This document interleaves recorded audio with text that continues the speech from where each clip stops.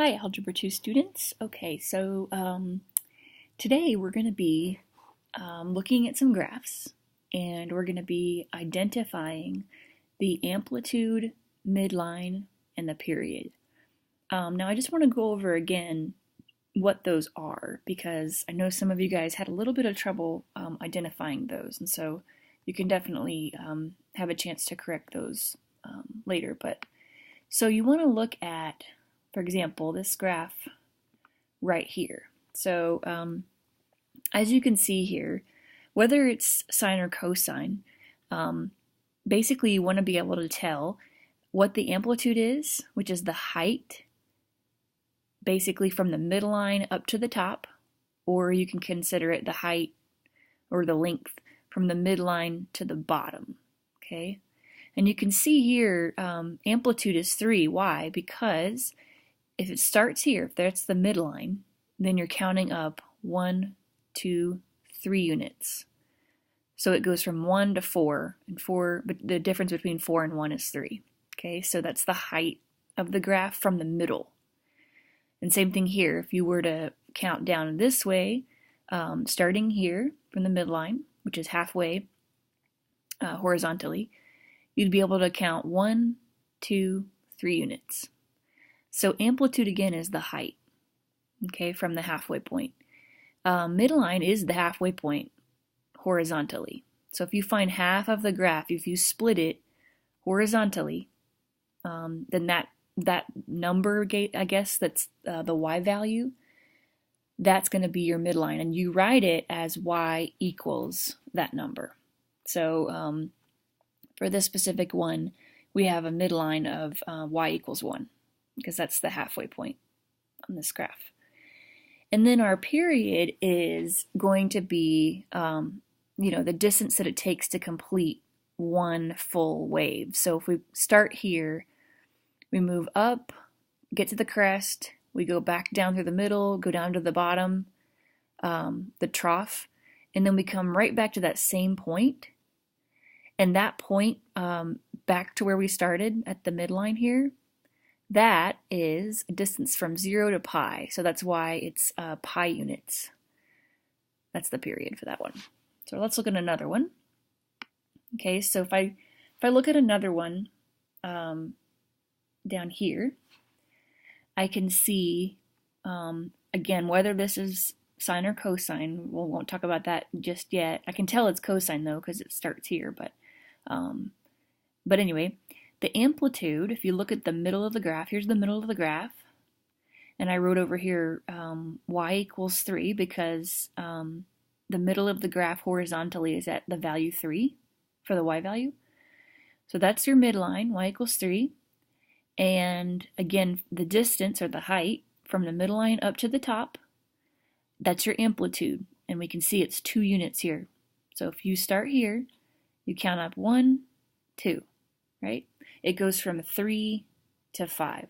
If you look at the y values here, 3 to 5. So that's a distance of 2. And then again, you could look at it this way as well. Counting down this way, it goes down from 3 to 2 to 1. So that is also a distance of 2.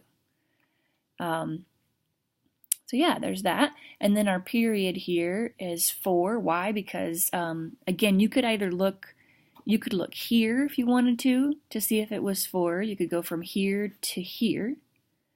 Call it going crest to crest, meaning the highest point back to the highest point. So it starts at the highest point, it goes down, gets the midline, then goes down to the trough, goes to the midline again, goes back up to the same spot, and you can see that that's a distance of 4, 0 to 4.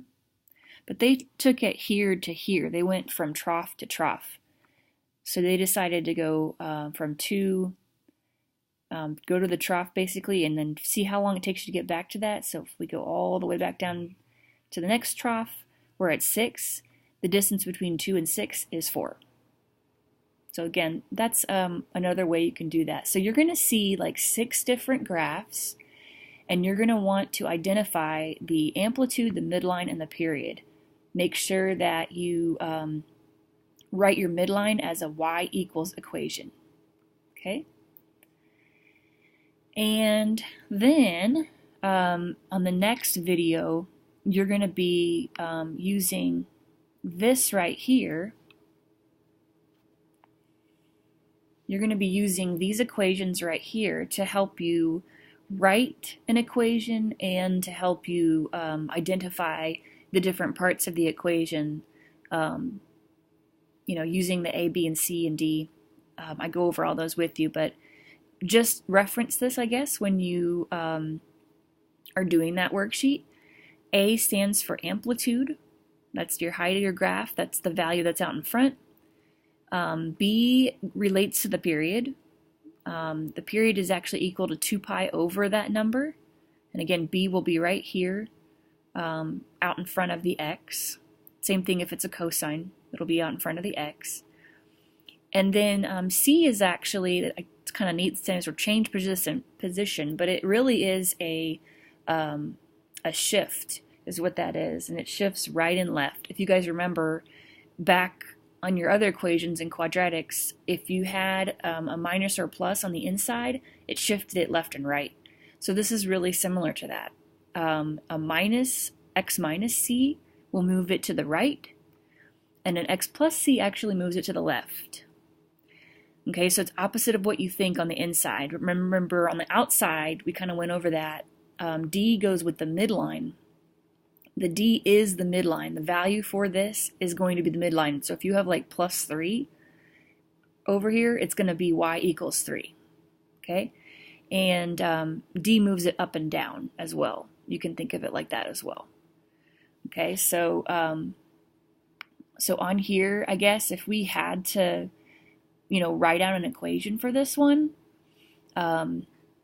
we could actually do, if we were using sine, we would actually say that this was y equals amplitudes out in front. So we would say 3 sine, and then we would have to figure out the number for B that would help us with the period.